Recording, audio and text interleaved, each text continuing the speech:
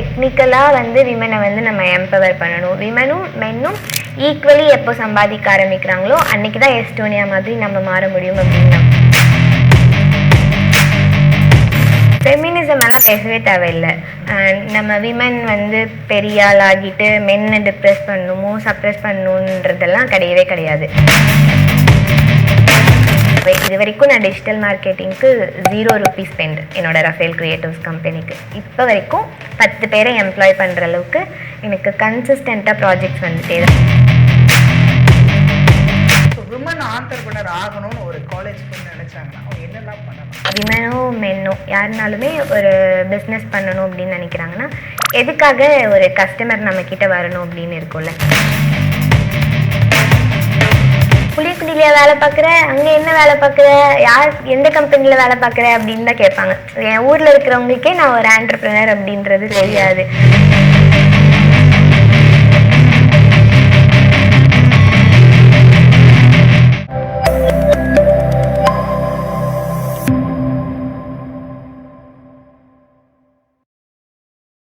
கோதை events நேயர்களுக்கு வணக்கம். இது வையத்தலைமைகள் வித் ஆர்ஜே லோகேஷ். இந்த வையத்தலைமைகள் சீரியஸில் நம்ம நிறைய வாழ்க்கையில் சாதனை மனிதர்களை பேட்டி எடுத்துகிட்டு இருக்கோம். அவங்கக்கிட்ட நிறைய விஷயங்கள் பகிர்ந்துக்கிட்டு இருக்கோம், கேட்டு தெரிஞ்சுக்கிட்டு இருக்கோம். அந்த வகையில் இன்னைக்கு நம்ம யார் கூட பேச போகிறோம்னா, வாய்ஸ் ஆஃப் தென்காசி அதனுடைய சிஓஓ, ரஃபேல் கிரியேட்டிவ்ஸினுடைய சிஇஓ காருண்யா குணவதி அவங்க தான் நம்ம இடையே இணைந்திருக்காங்க. வணக்கம். வணக்கம். எப்படி இருக்கீங்க? நல்லா இருக்கேன். நீங்கள் எப்படி இருக்கீங்க? ரொம்ப நல்லா இருக்கும். வாய்ஸ் ஆஃப் தென்காசி இது கேட்கும் போதே ஒரு மாதிரி வித்தியாசமா இருக்கு. என்ன பண்றீங்க voice of Tenkasi? Voice of Tenkasi வந்து ஒரு நான் ப்ராஃபிட் ஆர்கனைசேஷன். ஒரு அறக்கட்டளை மாதிரி நாங்கள் ரெஜிஸ்டர் பண்ணி இதோட விஷன் என்ன அப்படின்னா, தென்காசியை எஸ்டோனியா மாதிரி மாற்றணும், 2032 வளர்ந்த நாடான எஸ்டோனியா மாதிரி மாற்றணும் அப்படின்ற கனவோட வாய்ஸ் ஆஃப் தென்காசி ஆரம்பிக்கப்பட்டுச்சு. வாய்ஸ் ஆஃப் தென்காசியோட ஃபவுண்டர் வந்து ஆனந்தன் ஐயாசாமி. அவங்க 20 இயர்ஸ் இன்டெல்லில் ஒர்க் பண்ணி லாஸ்ட்டாக வரும்போது எக்ஸிக்யூட்டிவ் டைரக்டர், அதாவது அவங்களுக்கு கீழே ஒரு 2000 என்ஜினியர்ஸ் ஒர்க் பண்ணிட்டு இருந்தாங்க. அது எல்லாத்தையும் விட்டுட்டு அவங்களோட சொந்த ஊரில் இந்த மாதிரி ஒரு நல்ல விஷயம் பண்ணணும் அப்படின்றதுக்காக வந்தாங்க. என்னையும் சேர்ந்து ஒரு 1000 பேர் வாலண்டியர்ஸாக மட்டும் வாய்ஸ் ஆஃப் தென்காசியில் இருக்கும். இதில் ஒருத்தருக்குமே சம்பளம் எல்லாம் கிடையாது. எல்லாருமே நான் ப்ராஃபிட்டாக ஒர்க் பண்ணுறோம். நிறைய ஐடி ப்ரொஃபஷனல்ஸ் இதில் இருக்காங்க, நிறைய இன்ஃப்ளூயன்சர்ஸ் இதில் இருக்காங்க, நிறைய கவர்மெண்ட் அஃபீஷியல்ஸ், இந்த மாதிரி எல்லாருமே இருக்காங்க. இதில் ஒரே ஒரு கோல் தான், என்னென்னா 1 லட்சம் அதிகமான சம்பளம், அதாவது ஹை பேயிங் ஜாப்ஸ்ன்னு நம்ம சொல்லக்கூடிய வேலை வாய்ப்புகள் இங்கே கொண்டு வரணும் அப்படின்றதுக்காக தென்காசி சுற்றி உள்ள பகுதியில் கொண்டு வரணும் அப்படின்றதுக்காக இதில் வாழை இன்குபேட்டர்னு ஒரு இன்குபேஷன் சென்டர் வச்சுருக்கோம். நிறைய ஸ்டார்ட் அப் இனிஷியேட்டிவ்ஸ் பண்ணுறோம். காலேஜில் கெரியர் கைடன்ஸ், அப்புறம் ஹையர் எஜுகேஷனுக்கான கைடன்ஸ், இந்த மாதிரி நிறைய வெர்டிகல்ஸில் நம்ம வந்து ஒர்க் பண்ணிகிட்ருக்கோம். எஸ்டோனியா மாதிரி ஒரு வளர்ந்த நாடா தென்காசியை மாற்றுறது தான் எய்ம் அப்படின்னு சொல்லியிருந்தீங்க. அதுக்கான பணிகள் எவ்வளவு ஆயுத்தமாக போயிட்டுருக்கு? எஸ்டோனியா மாதிரி தென்காசியை மாற்றணும் இந்த டேர்மே காயின் பண்ணது வந்து ஐயா ஸ்ரீதர் வேம்பு அவர்கள் தான். என்ன மாதிரி இது அப்படின்னா, தென்காசியும் எஸ்டோனியாவும் கிட்டத்தட்ட பாப்புலேஷனில் ஈக்குவல். இங்கே 15 லட்சம் பேர் இருக்காங்கன்னா அங்கேயும் 15 லட்சம் பேர், இங்கே 51% பெண்கள் இருக்காங்கன்னா அங்கேயும் அதே தான், கிட்டத்தட்ட சிமிலர். என்ன கேப் நாங்கள் பார்க்குறோம் அப்படின்னா, அங்கே ஆண்களுக்கு நிகராக பெண்களும் அதே வேலை வாய்ப்பில் இருக்கிறாங்க, அதுக்கு ஈக்குவலான சம்பளம் வாங்குறாங்க. இங்கே ஒரு ஆள் 1000 ரூபாய் சம்பளம் வாங்குறாங்கன்னா விமன் 200 ரூபாய் தான் வாங்குறாங்க. ஸோ இந்த கேப் நம்ம அட்ரெஸ் பண்ணணும். ஸோ இதுக்காக நிறைய விமன் ஓரியன்ட் இனிஷியேட்டிவ்ஸுமே நம்ம எடுக்கிறோம். விமனுக்கு வந்து டெக்னிக்கல் ட்ரைனிங் கொடுக்குறது. எல்லாருமே விமன்னா என்ன சொல்லுவாங்க, தையல் தையுங்க, ட்ரெஸ் வாங்கி விற்றுக்கோங்க, இந்த மாதிரியெல்லாம் நீங்கள் பண்ணாதீங்க. நாங்கள் சொல்கிறது பீடி சுற்றின கைகள் மோட்டார் காயில் சுற்றணும், நீங்கள் ஒரு எலக்ட்ரிக் வெஹிக்கிள் பண்ண முடியும், உங்களால் எலக்ட்ரானிக்ஸ் பண்ண முடியும்னு சொல்லிட்டு. ஸோ அந்த மாதிரி டெக்னிக்கல் ரோல்ஸ் இங்கே வரணும். டெக்னிக்கலாக வந்து விமனை வந்து நம்ம எம்பவர் பண்ணணும். விமனும் மென்னும் ஈக்குவலி எப்போ சம்பாதிக்க ஆரம்பிக்கிறாங்களோ அன்றைக்கி தான் எஸ்டோனியா மாதிரி நம்ம மாற முடியும் அப்படின்னு நம்புகிறோம். அதனால நம்ம ஸ்கூல்லேருந்தே வந்து ஸ்போக்கன் இங்கிலீஷ் கிளாஸஸ் சொல்லி கொடுக்குறதா இருக்கட்டும், அப்புறம் வந்து கெரியருக்கு வந்து அடுத்து 12th அப்புறம் என்ன படிக்கலாம், ஃப்யூச்சர் ட்ராக் அப்படின்னு சொல்லி ஒரு ப்ரோக்ராம் நடத்தணும். நிறைய வெர்டிகல்ஸ், ஒரு 11 வெர்டிகல்ஸ்லேருந்து ஸ்பீக்கர்ஸ் கூட்டிகிட்டு வந்து எல்லாருமே என்ன சொல்லுவாங்க, டாக்டருக்கு போ இல்லை இன்ஜினியரிங் போகணுன்னா நம்ம ஊர் பக்கம் சொல்லுவாங்க. அதையும் தாண்டி என்னென்ன படிப்பு இருக்குது, மெடிக்கல்லையுமே டாக்டரை சார்ந்து நிறைய படிப்பு இருக்கும். இப்போ லா படிக்கிறாங்கன்னா அது சார்ந்து இருக்கும். ஸோ அந்த மாதிரி நிறைய வெர்டிகல்ஸ் இன்ட்ரடியூஸ் பண்ணுறது, இந்த மாதிரி விஷயம்லாம் நாங்கள் நீங்கள் சொல்கிற ஒரு விஷயம், பீடி சுத்தின கைகள் மோட்டார் வாகனம் இயக்கணும் அப்படின்னு சொல்கிறீங்க. ஸோ அந்த விஷயமே நீங்கள் எப்படி வந்து முன்னெடுத்துக்கிட்டு இருக்கீங்க? அதுக்கு தான் வந்து கொற்றவை அப்படின்னு ஒரு ப்ரைவேட் லிமிடெட் கம்பெனி வந்து நாங்கள் ஃபார்ம் பண்ணியிருக்கோம். அதில் விஷன் என்னென்னா, தென்காசி திருநெல்வேலி மாவட்டம் நீங்கள் எடுத்துக்கிட்டிங்கன்னா 5 லட்சம் பேர் பீடி சுற்றுறவங்களாம் இருக்காங்க இந்த சுற்று வட்டார பகுதிகளில். ஆமாம், இங்கே மட்டும் இந்த 2 மாவட்டம் பெண்கள் தான் அதிகமாக அந்த வேலையை செய்கிறாங்களா? ஆமாம், ஏன்னா இந்த வீட்டில் இருந்து தானே பண்ண போகிறாங்க. அவங்க பக்கத்துலேயே ஒரு கடை இருக்கும். அந்த கடை வந்து 100 மீட்டருக்குள்ளே தான் இருக்கும் அவங்க வீட்டிலேருந்து. அவங்க போவாங்க, வாங்கிட்டு வருவாங்க. ஒரு டெட்லைன் இருக்கும் 3 மணிக்குள்ளே. ஒரு கட்டு பீடி சுற்றினா அவங்களுக்கு வந்து 10 ரூபா தான் கிடைக்கும். ஸோ அவங்க வந்து ஒரு நாளைக்கு 9 மணி நேரத்துலேருந்து 12 மணி நேரம் வரைக்கும் சுற்றினாலும் அவங்களுக்கு கிடைக்கக்கூடிய ஊதியம் பார்த்திங்கன்னா 200 ரூபாய்க்கு கம்மியானது தான். ஸோ இதை நம்ம மாற்றணும் அப்படின்னு பார்த்தோம். ஸோ பீடி சுற்றின கைகள் ஒரு கிராஃப்ட் ஒர்க் செய்யட்டுமே அப்படின்னு சொல்லி தேங்காய் சிரட்டையிலேருந்து கைவினை பொருட்கள் செய்கிறதுக்கான பயிற்சி கொடுக்க ஆரம்பித்தோம். இந்த மாதிரி சின்ன சின்னதாக படிப்படியாக செஞ்சு இப்போது 3 வீலர்ஸ் அசம்பிளி யூனிட் வந்து இங்கே போட்டிருக்கோம். ஸோ மின்னூர்தி பண்ணுறாங்க, 3 சக்கர வாகனங்கள், 2 வெஹிக்கிள் ஆல்ரெடி நாங்கள் சேல் பண்ணிட்டோம். ஸோ அடுத்து வந்து பெண்களே பண்ணுறாங்களா? ஆமாம், பெண்களுக்கு நம்ம ட்ரைனிங் கொடுத்து அவங்க வந்து இப்போ நீங்கள் போய் பார்த்தீங்கன்னா எங்களோட கிராஃப்டை ஒர்க் பண்ணுற யூனிட்டில் ஃபுல்லுமே மெஷினரி இருக்கும். ஒரு ட்ரில்லிங் மெஷின் இருக்கும், கட்டிங் மெஷின் இருக்கும். அது எல்லாமே அவங்க ஈஸியாக ஆப்ரேட் பண்ணுவாங்க. 1 வீக் 2 வீக்ஸ் ட்ரைனிங்லேயே அதை அவங்க ஈஸியாக கற்றுக்குறாங்க. ஸோ களிமண்லேருந்து சிற்பங்கள் பண்ணுறாங்க, நிறைய உணவுப் பொருட்கள் இங்கே தயாரிக்கிறாங்க. ரெடி டு ஈட்டுன்னு சொல்லக்கூடிய நிறைய லட்டூஸ், அதுக்கப்புறம் வந்து மால்ட் வெரைட்டிஸ் பண்ணுறாங்க. அப்புறம் ரெடி டு குக் அந்த மாதிரி ஐட்டம்ஸ் பண்ணுறாங்க. கஞ்சி இதெல்லாம் எங்கே பண்ணிட்டு இருக்காங்க? இது எல்லாமே இங்கே தென்காசி மாவட்டத்தில் மத்தளம்பாறையில் நமக்கு ஒரு யூனிட் இருக்குது, இங்கே புளியங்குடியில் ஒரு யூனிட் இருக்குது, அப்புறம் பங்களா சுரண்டையில் ஒரு யூனிட் போட்டிருக்கோம். இப்போதைக்கு ஒரு 50 பெண்கள் நம்மளோட பண்ணிகிட்ருக்காங்க. நம்மளோட இலக்கு 10,000 பெண்களை கொற்றவைக்குள்ளே இணைக்கணும் அப்படின்றது. நீங்கள் சொன்ன மாதிரி அந்த பீடி சுற்றும் கைகளை எல்லாம் மோட்டார் வாகனங்களோ இல்லை வந்து வேறு வேலைகள், நல்ல வேலைகளை செய்ய வைக்கணும் அப்படின்னு சொல்கிறீங்க இல்லையா? இந்த திட்டங்கள் பெண்களுக்கிடையே எப்படி வரவேற்பு கொடுக்குது? நீங்கள் நம்புவீங்களான்னு தெரியல, இந்த மாதிரி ஒரு இனிஷியேட்டிவ் நாங்கள் எடுக்கிறோன்னு சொல்லிட்டு ஜூன் 1 இந்த பிளாட்ஃபார்ம் லான்ச் பண்ணோம். அப்போது நம்மக்கிட்ட கொஞ்சம் பெண்கள் தான் இருந்தாங்க, ஒரு 3 பேர் 4 பேர்கிட்ட தான். அப்போ நம்ம லான்ச் பண்ண அன்னைக்கு அந்த இனிஷியேட்டிவ்க்கு ஹஸ்பண்ட்ஸ், வீட்டில் இருக்கிற ஆண்கள் பெண்களை கூட்டிகிட்டு வந்தாங்க. 600 பேர். அந்த ஹால்லே வந்து 300 பேர் தான் உட்கார முடியும். வெளியில் ஃபுல்லாக நின்று 600 பேர்கிட்ட கோவிந்தபேரி, நிறைய பேருக்கு இங்கே இருக்கிறவங்களுக்கே தெரியாது அந்த ஊர் எங்கே இருக்குதுன்னு கேட்டால் கூட. ஆர்வமாக அத்தனை பேர் வந்தாங்க. முதல் நாள் ட்ரைனிங்லேயே வந்து 70 பேர் வந்தாங்க. நம்ம ஷார்ட் லிஸ்ட் பண்ணி தான் வந்து 10 பேரை இப்போதைக்கு ஃபுல் டைமாக எம்ப்ளாய் பண்ணி வச்சுருக்கோம். இன்னும் நமக்கு வெயிட் லிஸ்ட்டில் பார்த்திங்கன்னா ஒரு 200 பேர்கிட்ட அவங்களோட ஆதார் கார்டு, ரெஸ்யூமேலாம் கொடுத்து வச்சுருக்காங்க. அப்போ எந்த அளவுக்கு அவங்க வந்து அந்த பீடி சுற்றும் தொழிலால் பாதிக்கப்பட்டிருப்பாங்க? நாங்கள் ஒரு சர்வே எடுத்தோம். ஒரு 2500 பேர்கிட்ட போயிட்டு சின்ன சின்ன கொஸ்டின் கேட்டோம். இந்த மாதிரி நீங்கள் வந்து எவ்வளோ நேரம் பீடி சுற்றுவீங்க, எத்தனை பீடி சுற்றுவீங்க, உங்களுக்கு என்ன மாதிரி இஷ்யூஸ் இருக்குது அப்படின்னு சொல்லிட்டு அதில் 82% பேருக்கு ஆல்ரெடி பிரச்சனை இருக்குது. ரெஸ்பிரேட்டரி ப்ராப்ளம்ஸ் இருக்குது, அதே மாதிரி பேக் பெயின் இஷ்யூ இருக்குது, இந்த மாதிரி எல்லாம் இருக்குது. ஸோ அவங்க எல்லாருமே வில்லிங் தான். ஆனால் என்ன வேறு வழி கிடையாது, அவங்களுக்கு டெய்லி ஒரு இன்கம் வேணும், அதுக்காக இதை பண்ணிகிட்டு இருக்கிறவங்களாம் அவங்க இருக்காங்க. ரெண்டாவது இன்னொன்று என்னென்னா, இப்போது எங்ககிட்ட இருக்கிற பெண்கள் சொல்கிறது, நீங்கள் பீடி சுற்றும் போது இப்போ நம்ம ஸ்ட்ரைஃபன் மாதிரி தான் பே பண்ணுறோம் ட்ரைனிங் அப்போல்லாம். நீங்கள் பீடியே சுற்றிட்டு இருந்தீங்கன்னா நீங்கள் ரொம்ப எக்ஸ்பீரியன்ஸ் இல்லை, நீங்கள் நிறையா சம்பாதிப்பீங்கல்ல அப்படின்னா எங்களுக்கு அது வேண்டாம். நாங்கள் பீடி சுற்றினா அது யார் கைக்கு போகும் நீங்களே சொல்லுங்கள். இங்கே ரோட்டில் யாராச்சும் உட்காந்துருப்பாங்க, அவங்க ஃபேமிலி அது நல்லா அஃபெக்ட் ஆகும். ஆனால் நாங்கள் செய்கிற கைவினை பொருட்கள் ஃப்ளைட் ஏறி துபாய் போயிருக்கு, ஃப்ளைட் ஏறி யூஎஸ் போயிருக்கு. ஸோ இதுவே நாங்கள் ஒரு டிக்னிட்டியாக பார்க்குறோம். இன்றைக்கி அந்த 10 பேர் மத்தளம்பாறை யூனிட்டில் ஒர்க் பண்ணுற 10 அக்கான்னு தான் கூப்பிடுவேன் எல்லோரும். 10 அக்காமார்களும் என்ன சொல்லுவாங்கன்னா, நாங்கள் தான் கொற்றவை. அந்த கொற்றவையோட அவங்களே அவங்கள கொற்றவைன்னு சொல்லிக்குவாங்க. நான் தான் அந்த கொற்றவை. பேருக்கான காரணம் என்ன? நீங்கள் அதை ஏன் சூஸ் பண்ணி? கொற்றவை வந்து ஒரு போர் தெய்வம், மூவேந்தர்களும் வந்து வணங்கின ஒரு போர் தெய்வம் அப்படின்னு சொல்லி நம்ம கூகுளெலாம் பார்ப்போம். ஜெயமோகன் அவரோட புக்கில் எழுதும்போது என்ன சொல்லியிருப்பாருன்னா, கொற்றவை வந்து ஒரு தெய்வீக தன்மை உள்ள தாய், ஒரு படைப்பாளி, போராளி, ஒரு பாதுகாவலர், வலிமை மிக்க ஒரு. ஆமாம், அந்த மாதிரி பெண்கள் தான் வந்து இந்த கொற்றவைகளாக மாறியிருக்காங்க. நம்மக்கிட்ட இருக்கிற எல்லாருமே ஃபுல்லாக ரெசிலியன்ஸ் தான். வந்ததுலேருந்து அவங்களுக்கு அது கஷ்டமாக இருந்தாலும் அதை கற்றுக்கிறதுக்கான பொட்டென்ஷியல் இருக்கணும். பீடி சுற்றுற மாதிரி டெய்லி மோனோட்டானஸ் ஒர்க் கிடையாது, இதுக்கு மைண்ட் யூஸ் பண்ணணும், க்ரியேட்டிவாக இருக்கணும்.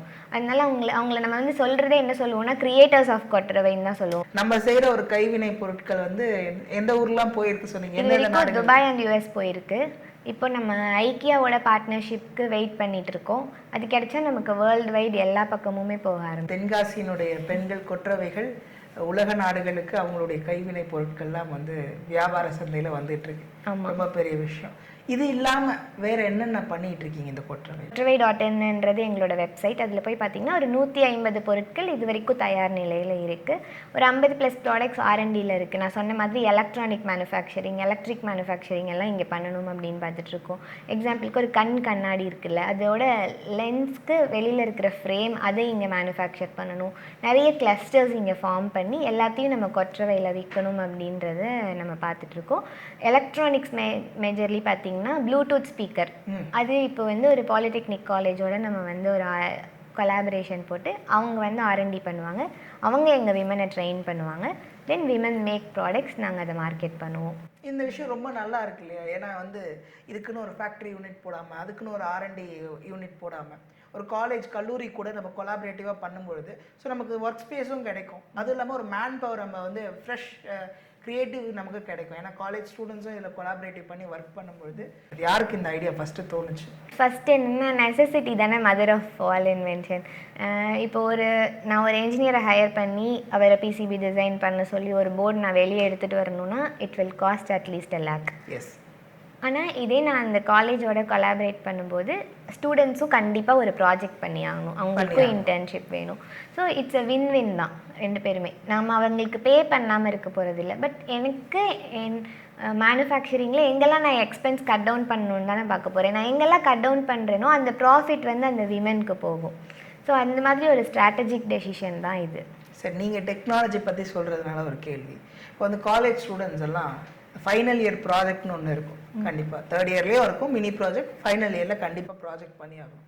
I'm telling engineering and technology படிக்கிறவங்களுக்கு.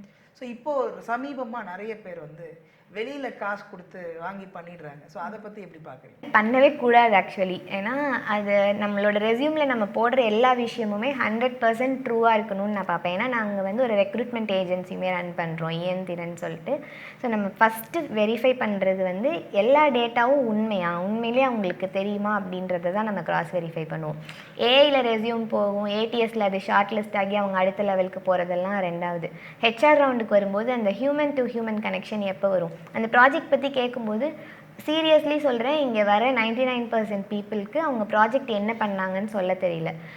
ஃப்ரெஷ் கிராஜுவேட்ஸ் அப்போ வர்றவங்களுக்கும் சொல்ல தெரியல. 2-3 வருஷம் ஆயிடுச்சுன்னா சுத்தமாக அவங்களுக்கு மறந்தே போயிடுது அவங்க என்ன ப்ராஜெக்ட் பண்ணாங்க. ப்ராஜெக்ட் டைட்டில் அவங்களால பார்க்காம சொல்லக்கூட முடியாது. வேர்ட்ஸ் மாற்றி கூட சொல்லிக்கிட்டோம். ஒரு பெரிய டைட்டில் வச்சுருப்பாங்க, சொல்ல தெரியல. ஆமாம் அதுவா அப்படின்னு யோசிப்பாங்க. ஸோ அந்த மாதிரி இருக்கக்கூடாதுல்ல. நம்ம எக்ஸ்பீரியன்ஸ் பண்ணி ஒரு ப்ராஜெக்ட் பண்ணோன்னா தான் அது நமக்குமே நம்ம கெரியருக்கு யூஸ் ஆகும். ஸோ காசு கொடுத்து வாங்குறது நம்ம ரெக்கமெண்ட் பண்ண மாட்டோம். இங்கேயுமே நிறைய பேர் வருவாங்க, வந்து இன்டர்ன்ஷிப்க்கு வரோம், நாங்கள் 2 நாள் வரோம், எங்களுக்கு 10 டேஸ்க்கு நீங்கள் சர்டிஃபிகேட் போட்டு கொடுங்க, நாங்கள் பே பண்ணுறோம், எங்களோட ஃபைனல் இயர் ப்ராஜெக்ட்டுக்கு நாங்கள் ரிப்போர்ட் இது பண்ணுறோம், ஆனால் உங்கள் கம்பெனியோட சேர்ந்து போட்டதாக எங்களுக்கு ப்ராக்ஸி பண்ணி கொடுங்க, அந்த மாதிரியெல்லாம் வருவாங்க. நாங்கள் என்ன சொல்லுவோம்னா, நாங்கள் கண்டிப்பாக போட்டு கொடுக்குறோம், நீங்கள் பேலாம் எதுவும் பண்ண வேண்டாம், பட் நீங்கள் 1 month இங்கே வரணும். நாங்கள் எங்கள் என்ஜினியர்ஸ் வச்சு அவங்கள ட்ரெயின் பண்ணுவோம், அந்த ப்ராஜெக்ட் அவங்கள பண்ண வைப்போம். அப்படி பண்ணுறதுக்கு ரெடியாக இருந்தால் நீங்கள் வாங்க கொலாபரேட் பண்ணலாம் அப்படின்னு தான் சொல்லுவோம். நாங்கள் வேலை வாய்ப்புகள் வந்து அதிகரிச்சிருக்கா குறைஞ்சிருக்கா? சொல்லப்போனால் வேலை வாய்ப்பு வந்து ரொம்ப குறைஞ்சிட்டு தான் இருக்குது நம்ம எக்ஸ்பெக்ட் பண்ணுற ஃபீல்ட்ஸில். இப்போ ஏஐ வந்து நிறைய ரீப்ளேஸ் பண்ணிடுச்சு அப்படின்னு சொல்கிறாங்கல்ல. பட் ஏஐ அண்ட் MLல 1.5 லட்சம் என்ஜினியர்ஸ் இன்றைக்கி தேவை. பட் நமக்கு இல்லை, ஏன்னா ஸ்கில் இல்லை. நிறைய பேர் AML கோர்ஸ் பண்ணுறாங்க. இங்கே நம்மக்கிட்ட வர ஸ்டூடெண்ட்ஸுமே 6 months கோர்ஸ், 7 months கோர்ஸுன்ட்டு ஏதாவது ஒரு ஆன்லைன் பிளாட்ஃபார்மில் பண்ணிட்டு வராங்க, இல்லை பெங்களூரில் போய் பண்ணிட்டு வராங்க. பட் வந்து அவங்களுக்கு ப்ராக்டிக்கலா வந்து பண்ண தெரியுதான்னு கேட்டா கிடையாது. ஒரு கோர்ஸ் மட்டும் பண்ணிடுறாங்க, பட் ப்ராக்டிக்கலா அதை அப்ளை பண்றாங்களா அப்படின்னு கேட்டா கிடையாது. வேலை வாய்ப்பு நிறைய இருக்கு, பட் ஸ்கில்ஸ் இல்லாதனால நம்மளால அங்க போக முடியல. அதுதான் ஒரு பக்கம் வேலை வாய்ப்புகள் அதிகமா இருக்கு, ஒரு பக்கம் அதுக்கான திறன் குறைபாடா இருக்கு. ஸோ இது 2 கேப்பை ஃபில் பண்ணணும்னா என்ன பண்ணணும்னு நீங்க நினைக்கிறீங்க? இண்டஸ்ட்ரி கொலாபரேஷன் இங்கே வரணும். எடுத்துக்கிட்டால் நம்ம வந்து என்ன தான் நம்ம சொல்லிக் கொடுக்கலாம், எவ்வளோ நாளும் நம்ம தியரி சொல்லிக் கொடுக்கலாம், இந்த மாதிரி ப்ராக்டிக்கலாக நீங்கள் பண்ணுங்கள், ஹேண்ட்ஸான நம்ம டாஸ்க் கொடுக்கலாம். என்ன பண்ணாலும் ஒரு இண்டஸ்ட்ரியில் போய் ஒர்க் பண்ணாமல் அது வந்து வரவே வராது. நீங்கள் ஆர்ஜேவாக இருக்கீங்க, நான் உங்ககிட்டயே எப்படி சொல்லலாம்னா, இப்போ ஒரு ரேடியோ இண்டஸ்ட்ரி இருக்குதுன்னு வச்சுக்கோங்களேன். அவங்க வந்து உங்களை மாதிரி ஆர்ஜே ஆகணும்னு நினைக்கிறாங்கன்னா அவங்களுக்கு என்ன தேவை? உங்கள் கூட ஒரு 10 நாள் அவங்க ட்ராவல் பண்ணணும், அவங்க ஒரு 2-3 ஷோ ஹோஸ்ட் பண்ணணும், இந்த மாதிரி ஒரு ப்ராக்டிக்கல் எக்ஸ்போஷர் வேணும்ல. நம்ம எவ்வளோ நாளும் தியரி சொல்லிக் கொடுக்கலாம், அவங்களுக்கு எஃபெக்டிவ் கம்யூனிகேஷன் சொல்லிக் கொடுக்கலாம், நிறைய சாஃப்ட் ஸ்கில்ஸ் சொல்லிக் கொடுக்கலாம். அது எதுவுமே வந்து அவங்களுக்கு ஹெல்ப் பண்ணாது. ப்ராக்டிக்கலி இண்டஸ்ட்ரியில் இன்றைக்கி என்ன நடக்குது அப்படின்றத அவங்க தெரிஞ்சுக்கணும். அப்படி தெரிஞ்சுக்கிட்டா மட்டும்தான் வந்து சக்ஸஸ்ஃபுல் கெரியர் அவங்க பில்ட் பண்ண முடியும். ஸ்கில்லையும் நம்ம வந்து இது பண்ண முடியும். அதனால தான் காலேஜஸில் இந்த மாதிரி இன்குபேட்டர்ஸ் எல்லாம் வைக்கணும் அப்படின்னு இப்போ நிறைய பேர் எடுக்கிறாங்க. ஏன்னா ஒரு இன்குபேஷன் சென்டர் வரும்போது ஆட்டோமேட்டிக்கலி என்ன ஆகும்னா இன்றைக்கி கரண்ட் டெக்னாலஜி என்னவோ அதில் அந்த companies work study and they can simultaneously work. அவங்க கூடவே சேர்ந்து அவங்க ஒர்க் பண்ண ஸ்டார்ட் பண்ணிடலாம். ஒர்க் பண்ணாட்டி கூட அப்சர்வ் பண்ணலாம். என்ன நடக்குதுன்னே தெரியாதுல்ல. இவன் இங்கே உட்காந்து ஒன்று பண்ணிட்டு இருப்பான். நம்ம சிலபஸ்லாம் பாருங்களேன், 1990s நம்மளோட அங்கிள்ஸ் நம்மளோட அப்பா அம்மா ஏஜில் இருக்கிறவங்க என்ன படித்தாங்களோ அதுதான் இன்றைக்கின்னு நம்ம படிச்சுட்டு இருக்கோம். இப்பயும் அதே மைக்ரோ ப்ராசஸர் தான், அதே மைக்ரோ கண்ட்ரோலர் தான். எவ்வளோ சிப்ஸ் அதை விட அட்வான்ஸ்டாக நிறைய வந்திருக்கும். இப்போ இருக்கிற சிப் டிசைன் பண்ண தெரியுமா? தெரியாது. இங்கே நாங்கள் லாஸ்ட் வீக் ஒரு இங்கே டென்செமின்னு ஒரு கம்பெனி இன்குபேட்டடாக இருக்குது. அந்த கம்பெனிக்கு VLSI டிசைனர்ஸ் வேணும்னு சொல்லி இன்டர்வியூ பண்ண போயிருக்கோம். 75 பேருக்கு ரிட்டன் டெஸ்ட் வச்சோம். கஷ்டப்பட்டு 3 பேரை ஷார்ட் லிஸ்ட் பண்ணோம். அதுவே கஷ்டமாக இருந்தது. கொடுத்த 10 கொஸ்டினுக்கு 3 கேள்விக்கு தான் அந்த 3 பேருமே சரியாக பதில் எழுதியிருந்தாங்க. அவ்வளோ ஸ்கில் கேப் இருக்கீங்க. அந்த கொஸ்டின் எப்போ எடுக்கப்பட்டதுன்னு பார்த்தா 1999 எடுக்கப்பட்ட கொஸ்டின் பேப்பர். இப்போ வாய்ஸ் ஆஃப் தென்காசி இவ்வளோ பண்ணிகிட்டு இருக்கீங்க. ஸோ இதை பார்த்து மற்ற டிஸ்ட்ரிக்டில் உங்களை அப்ரோச் பண்ணியிருக்காங்க. ரீசெண்டாக ஒரு லாஸ்ட் இயர் October 6 வந்து போதை ஒழிப்பு பேரணி அப்படின்னு ஒன்று பண்ணோம். அதில் வாய்ஸ் ஆஃப் தென்காசியை வாய்ஸ் ஆஃப் தமிழ்நாடு அப்படின்னு சொல்லி மாற்றணும். நம்ம கவர்னர் RN ரவி சார் தான் வந்து அதை லான்ச் பண்ணி கொடுத்தாங்க. ஸோ அதை லான்ச் பண்ணதுக்கு முன்னாடியே நமக்கு நிறைய ரெக்வஸ்ட் வந்துட்டே இருந்தது. என்னென்னா நாங்கள் வந்து வாய்ஸ் ஆஃப் நாகப்பட்டினம் ஆரம்பிக்கணும், நாங்கள் வாய்ஸ் ஆஃப் தஞ்சாவூர் ஆரம்பிக்கணும் அப்படின்னு சொல்லிட்டு வாய்ஸ் ஆஃப் சென்னை கூட கேட்டு வந்திருக்காங்க. வாய்ஸ் ஆஃப் தஞ்சாவூர் இப்போ ஸ்டார்ட் பண்ணிட்டாங்க. ஆக்சுவலாக ஒரு குரூப் ஆஃப் பீப்புள் 12 பேர் ட்ரஸ்ட் மெம்பர்ஸ் பார்த்திங்கன்னா 12 பேர் சேர்ந்து இப்போது ஸ்டார்ட் பண்ணியிருக்காங்க. என்ன சொல்கிறாங்கன்னா நீங்கள் ஸ்ட்ராட்டஜி மட்டும் சொல்லுங்கள், இங்கே நீங்கள் என்ன பண்ணுறீங்களோ அது நாங்கள் அங்கே பண்ண போகிறோம் அப்படின்னு சொல்கிறாங்க. ஆக்சுவலி பார்த்தா தஞ்சாவூர் இப்போ சூப்பராக டெவலப் ஆகிட்டுருக்கு. நிறைய டீப் டெக் ஸ்டார்ட் அப்ஸ் அங்கே தான் வருது. ட்ரோன் டெக்னாலஜி அங்கே பில்ட் பண்ணுறாங்க. நிறைய கம்பெனிஸ் அங்கே வருது. ஸோ அதுவுமே ஒரு பர்ஃபெக்ட் பிளேஸ் தான் நான் சொல்லுவேன். நிறைய பேர் கேட்டுகிட்டே இருக்காங்க. நம்ம அவங்கக்கிட்ட என்ன சொல்கிறோன்னா நீங்கள் ஸ்டார்ட் பண்ணுங்கள். ஸோ எங்கள் டிஸ்ட்ரிக்டில் நாங்கள் ஸ்டார்ட் பண்ணணும் அப்படின்னு உங்ககிட்ட அப்ரோச் பண்ணால் நீங்கள் என்னென்ன பண்ணி தருவீங்க, நாங்கள் என்னென்ன பண்ணணும்? பண்ணி கொடுக்குறதுக்குலாம் எதுவும் இல்லை. நம்ம எல்லாருமே ஒரு நான் ப்ராஃபிட் தானே. ஸோ இப்போ அவங்க டிஸ்ட்ரிக்டில் அவங்க ஆரம்பிக்கணும் அப்படின்னா அவங்களுக்கும் ஒரு குரூப் ஆஃப் வாலண்டியர்ஸ் இருக்கணும். இங்கே நமக்கு இருக்கிற சப்போர்ட் சிஸ்டம் மாதிரி அவங்களுக்கும் அங்கே இருந்துச்சு அப்படின்னா அவங்களே வந்து பக்கத்தில் இருக்கிற சப் ரெஜிஸ்ட்ரார் ஆஃபீஸில் போயிட்டு ஒரு டீட் மாதிரி போட்டு ரெஜிஸ்டர் பண்ணிக்க வேண்டியதான். அப்புறம் ஒரு கரண்ட் அக்கௌண்ட் ஓப்பன் பண்ணி ஃபண்ட் ரைஸ் பண்ணி நம்ம பண்ணுற மாதிரி இனிஷியேட்டிவ்ஸ் அவங்களும் பண்ண ஸ்டார்ட் பண்ணலாம். ஒரு ஸ்டார்ட் அப்பாக இருக்கட்டும், ஒரு காலேஜ்குள்ளே கொலாபரேட்டிவாக பண்ணுறதாகட்டும், இது இல்லாமல் ஒரு நல்ல ஒரு சிறந்த தென்காசி மாவட்டமாக மாற்றுறதுக்கு வேறு என்னென்ன பண்ணிட்டு இருக்கு? ஹெல்த் இஸ் ஹாப்பினஸ் அப்படின்னு ஒரு இனிஷியேட்டிவ். ஒரு 150 மெடிக்கல் கேம்ப் நம்ம இங்கே ஆர்கனைஸ் பண்ணியிருப்போம். இதயம் ரிலேட்டட் கேம்ப்பாக இருக்கட்டும், கண்ணு ரிலேட்டட் கேம்ப்பு, அப்புறம் வந்து ப்ரீத்திங் டிஸார்டர்ஸ், நேச்சுரோபதி கேம்ப்ஸ் எல்லாம் நிறைய பண்ணியிருக்கோம். எல்லாருமே மெடிக்கல் கேம்ப்னால் யூஸ்வல் மெடிக்கல் கேம்ப் தானே பண்ணுவாங்க. நாங்கள் மென்டல் ஹெல்த்துக்கு கேம்ப் போடுவோம், யோகா அண்ட் நேச்சுரோபதிக்கு கேம்ப் போடுவோம். இந்த மாதிரி ஒரு சில விஷயம் பண்ணியிருக்கோம். நெக்ஸ்ட்டு வந்து என்ன பண்ணுவோன்னா நிறைய ஃபவுண்டேஷன்ஸ் பண்ணாத விஷயம் வந்து ஃபிசிக்கல் ஃபிட்னஸ்க்கு வந்து இது பண்ணுறது பெருசாக பண்ண மாட்டாங்க. ஸோ நம்ம வந்து அந்த மாதிரி ஹெல்த் ரிலேட்டடான நிறைய இனிஷியேட்டிவ்ஸ் பண்ணுவோம். ஒரு மேரத்தான் நடத்துகிறதா இருக்கட்டும், யோகா ட்ரைனிங் கொடுக்கறது, ஜூம்பா ட்ரைனிங்ஸ் கொடுக்கறது, இந்த மாதிரி சில விஷயம்லாம் நம்ம பண்ணியிருக்கோம். இந்த எஜுகேஷன் தாண்டி பண்ணுறது அப்படின்னா அப்புறம் அக்ரிகல்ச்சர். ஸோ அக்ரிடெக் அப்படின்னு சொல்லி ஒரு இனிஷியேட்டிவும் இருக்குது. ஸோ அதில் நம்ம இங்கே கூட ஒரு இன்குபேஷன் பண்ணியிருக்கோம். வயல் விமானின்னு சொல்லி ஒரு ஆப் வந்து ரெடி ஆகிட்டு இருக்குது. அது என்னென்னா Ola of drones. So drones வச்சு ட்ரோன் வந்து புக் பண்ணிக்கலாம். இப்போ எங்கள் இதுக்கு மருந்து அடிக்கணும் அப்படின்னா எனக்கு ஆள் கிடைக்கல அப்படின்னு சொன்னால் நம்ம ட்ரோன் அனுப்பிவிடுவோம்.